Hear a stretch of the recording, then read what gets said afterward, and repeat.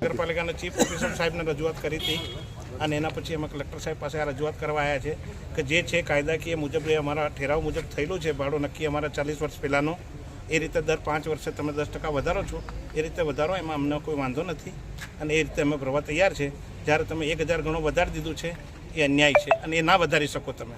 ગોધરા નગરપાલિકાની દુકાનોના ભાડામાં અસહાય તોતિંગ વધારો કરાતા વેપારીઓમાં રોષ જોવા મળી રહ્યો છે. મ્યુનિસિપલ શોપિંગ સેન્ટરમાં 700 જેટલી દુકાનો આવેલી છે, જેના ભાડામાં 700 થી 1000% જેટલો અસહાય તોતિંગ વધારો કરવામાં આવ્યો છે. ભાડામાં જંગી વધારો થયો હોવાથી વેપારીઓમાં રોષ જોવા મળી રહ્યો છે. ભાડામાં તોતિંગ વધારો હાલની મંદીની પરિસ્થિતિમાં પોસાય તેમ નથી તેમ વેપારીઓ જણાવી રહ્યા છે. ભાડા વધારાનો નિર્ણય તાત્કાલિક અસરથી રદ કરવામાં આવે તેવી માંગ સાથે ગોધરા નગરપાલિકાના ભરવાત વેપારીઓએ કલેક્ટરને સંબોધી આવેદનપત્ર પાઠવ્યું હતું.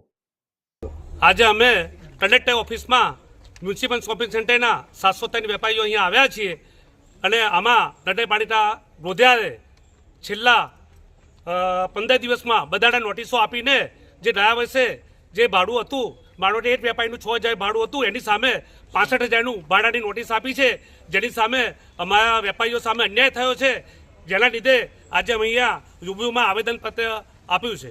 આમ જોવા જઈએ તો એમના ઠરાવ મુજબ જે ભાડું છે એ ભાડા મુજબ જ એનાથી વધુ જ ના જોઈએ, કારણ કે 5 વર્ષ જ ભાડું વધવું જોઈએ. માનો કે 6000 ભાડું આપ્યું તો એની જગ્યાએ આજે મહિના 1 વર્ષનું 7000 ભાડું આવવું જોઈએ, એનાથી વધારે થવું જ ના જોઈએ.